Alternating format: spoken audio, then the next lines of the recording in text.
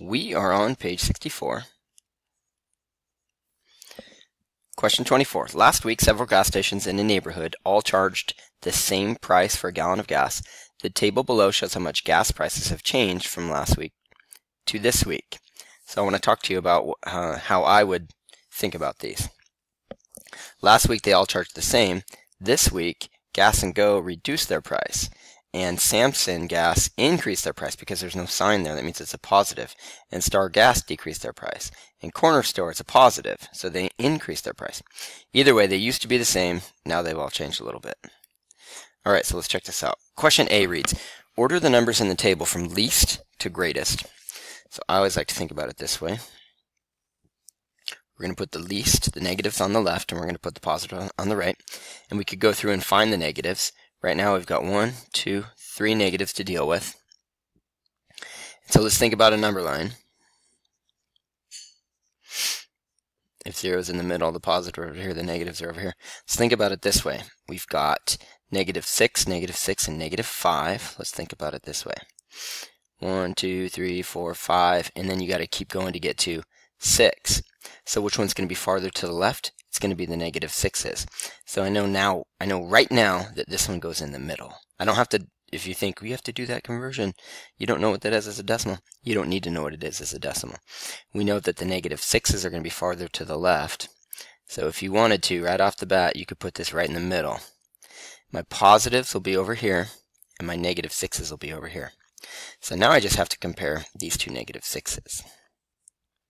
Which one's less? Is it going to be -6.6?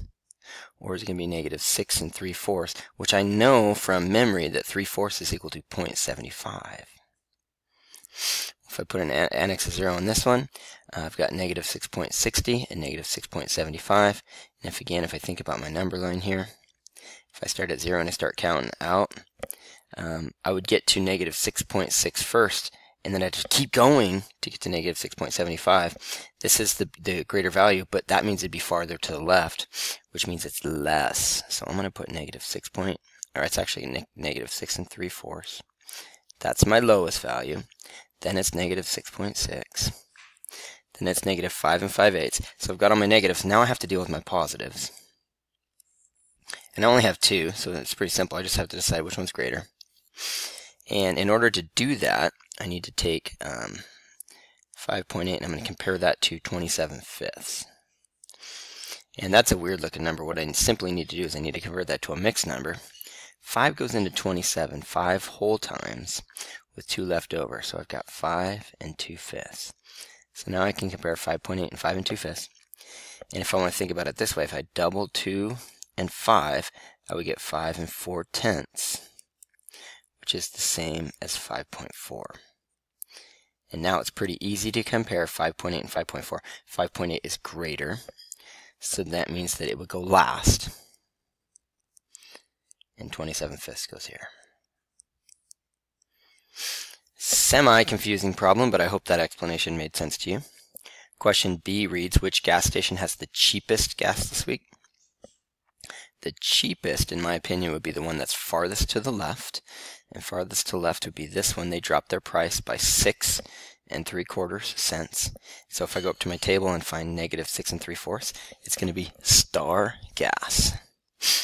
I'm not going to put the number because it doesn't ask for the number. It asks for the gas station. The gas station is Star Gas. It's right here. And last, critical thinking. Which gas station changed their price the least? Does that say increased? No. Does it say decreased? No. It says changed. This is asking for the smallest absolute value. So that's all we got to do is we need to look at the absolute values, and we need to look for the one that would be closest. I should probably write the word smallest. This is asking for the smallest absolute value. So which of these would be closest to 0?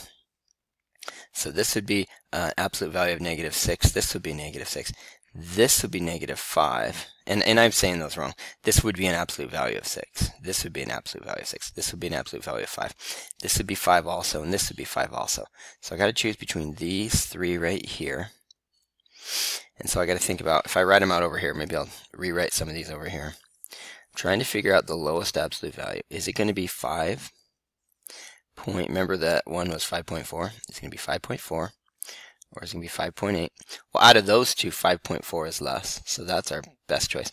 How about 5 and 5/8? One thing we could do is use a calculator, because we don't have our eighths memorized yet, and I'm simply going to divide my numerator by my denominator, and I get 0.625, so that is equal to 5.625. And if I annex zeros on this, that's 800. If I annex zeros on this, it's 400. Out of those three options, 400 is less than 625, is less than 800. Since I'm looking for my smallest absolute value, it's going to be this one right here. That one was corner store. It doesn't ask to explain. It's not a bad idea. But it doesn't ask to. We don't have a lot of space. So we did explain it. We'll just go ahead and leave it at that. The answer is corner store. All right, let's go ahead and move on to the bottom of the page. We're only going to do one more question here. We're going to do number 25. I'm just going to let you know that we're going to skip both 26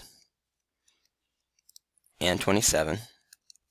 So our last one we're going to do here is number 25. Oops, that's what I meant to do. That's not what I meant to do either. I meant to do this. We're going to do number 25, and then we're going to be done with this page. Number 25 reads, explain how you would order from least to greatest 3 numbers that include a positive number, a negative number, and 0. So we've got 3 numbers. We don't know what they are. But we're going to put them in order from least to greatest, and we've got 3 descriptions. We've got a positive, a negative, and 0. So when I think about putting something in order, I like to think about a number line. And 0 can go in the middle. And how would we describe these numbers over here? And how would we describe these numbers over here? Now, some people might think, well, Mr. Smith, I don't know what the numbers are. You don't know what they are. You could make them up if you wanted to. You don't know what they are. But what you do know is that one of them is a negative, one is 0, and one is a positive. So if I have a negative, and if I have a 0, and if I have a positive, I now have them in order from least to greatest, because my least numbers are off to the left, and my greatest numbers are off to the right. So I'm going to go ahead and help you with an answer here. I'm going to type.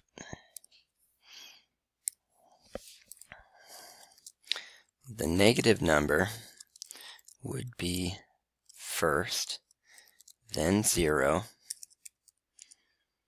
and the positive number would be last. I'm not going to say would be, I'm going to say would be greatest. I'm going to change this one to least. The negative number would be least, then 0, the positive number would be greatest. That is a good answer for number 25. Okay, we are now done with page 64. Good job.